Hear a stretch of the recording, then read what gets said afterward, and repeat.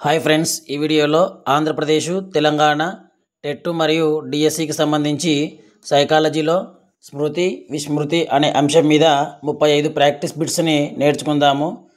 So ప్రతి పేపర్లో స్మృతి, విస్మృతి గురించి కనీసం 2 లేదా 3 ప్రశ్నలు అడగడం జరుగుతుంది.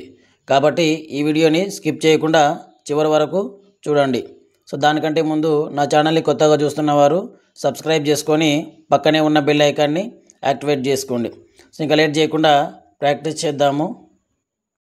ఇందులో ఫస్ట్ క్వశ్చన్, మానవుడి మనసు లక్క ముద్ద లాంటిది అన్న గ్రీకు తత్వవేత్త ప్లేటో.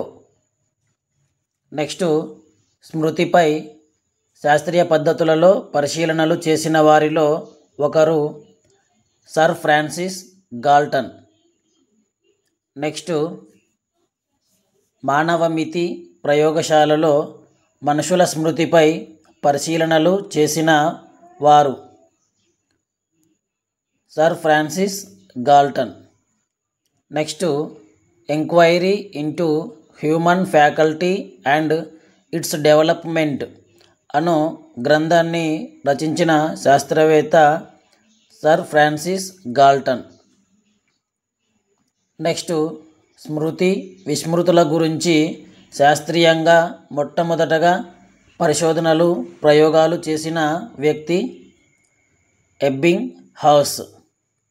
నెక్స్ట్, ప్రయోగాత్మక మనోవిజ్ఞానంలో ఒక మైలురాయిగా పేర్కొన్న గ్రంథం on memory.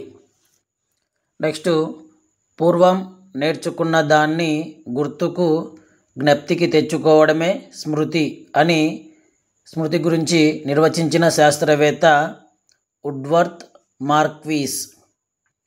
Next, on memory గ్రంథాన్ని రచించిన శాస్త్రవేత్త ఎబ్బింగ్ హౌస్.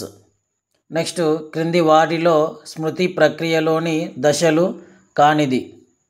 సో ఎన్కోడింగ్ ఇది సరైనది, ధారణ ఇది సరైనది, జ్ఞప్తికి తెచ్చుకోవడం ఇది సరైనది, విలువ ఇది సరికానిది.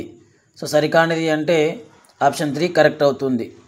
నెక్స్ట్, గత అనుభవం ఎలా జరిగిందో అదే క్రమంలో తిరిగి గుర్తుకు తెచ్చుకోవడమే స్మృతి అని నిర్వచించిన వారు స్టౌట్. నెక్స్ట్, స్మృతి ప్రక్రియలో దశలు వరుస క్రమం. స్మృతి ప్రక్రియలోని దశలు ఎన్కోడింగ్, ధారణ, జ్ఞప్తికి తెచ్చుకోవడం. నెక్స్ట్, అభ్యసించిన అంశాలు, మన అనుభవాలు స్మృతి పథంలో కొంతకాలం నిల్వ ఉండటాన్ని ఏమంటారు? ధారణ అంటారు. నెక్స్ట్, జ్ఞానేంద్రియాలు సమాచారాన్ని సంకేత రూపంలో అనువదించి సులభంగా నిల్వ చేయగలదిగా, అవసరమైనప్పుడు పునరుక్తికి ఉపయోగపడేటట్లు చేయగల స్మృతి ప్రక్రియ ఎన్కోడింగ్. నెక్స్ట్, సంకేత రూపంలో భద్రపరిచిన ఎన్గ్రామ్లలోని సమాచారాన్ని తిరిగి అసలు రూపంలో పునరుత్పత్తి చేసే స్మృతి ప్రక్రియ జ్ఞప్తికి తెచ్చుకోవడం. నెక్స్ట్, స్మృతి ప్రక్రియలోని మొదటి సోపానం అభ్యసనం. నెక్స్ట్, స్మృతి ప్రక్రియలోని రెండవ సోపానం ధారణ. నెక్స్ట్, నేర్చుకున్న విషయాలను మెదడులో కొంతకాలం నిల్వ ఉండడాన్ని ధారణ అంటారు.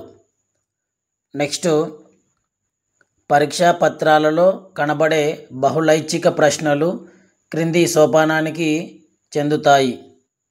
గుర్తింపు సోపానానికి చెందుతాయి. నెక్స్ట్, స్మృతి ప్రక్రియలోని ఐదవ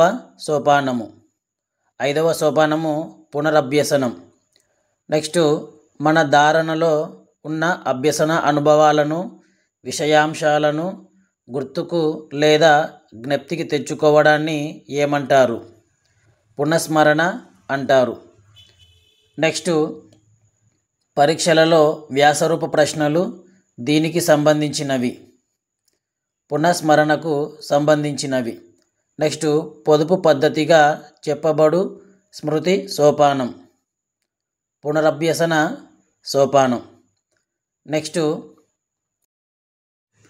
సెకండ్ కంటే తక్కువ కాలం నుంచి కొన్ని సెకండ్ల వరకు ఉండే స్మృతి తక్షణ స్మృతి.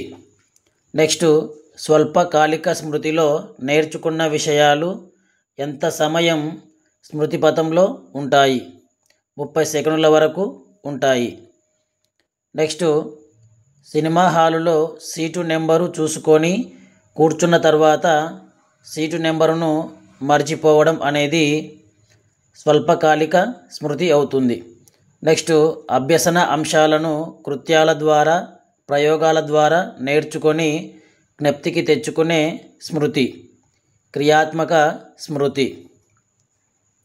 నెక్స్ట్ ఒక విషయాన్ని నేర్చుకునేటప్పుడు ఇతర అంశాలతో సంధానం చేస్తూ నేర్చుకునే స్మృతిని సంసర్గ స్మృతి అంటారు. నెక్స్ట్ ఎల్కేజీ లేదా యూకేజీ విద్యార్థులు అర్ధరహితంగా ఎక్కాలు నేర్చుకునే స్మృతి బట్టి స్మృతి.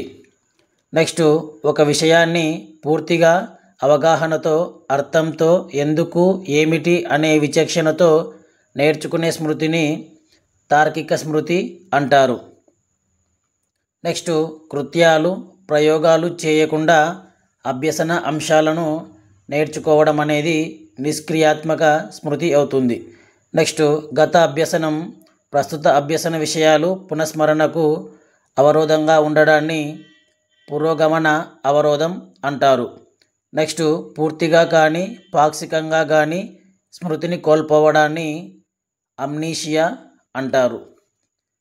నెక్స్ట్ సగంలో ఆపిన పనులు పూర్తిగా నేర్చుకున్న పనుల కంటే బాగా గుర్తుండే ప్రక్రియను జైగార్నిక్ ప్రభావం అంటారు. నెక్స్ట్ మనం ఇప్పుడు చూస్తున్న విషయం గతంలో చూసినట్లు భ్రమ కలగడాన్ని డెజావు అంటారు.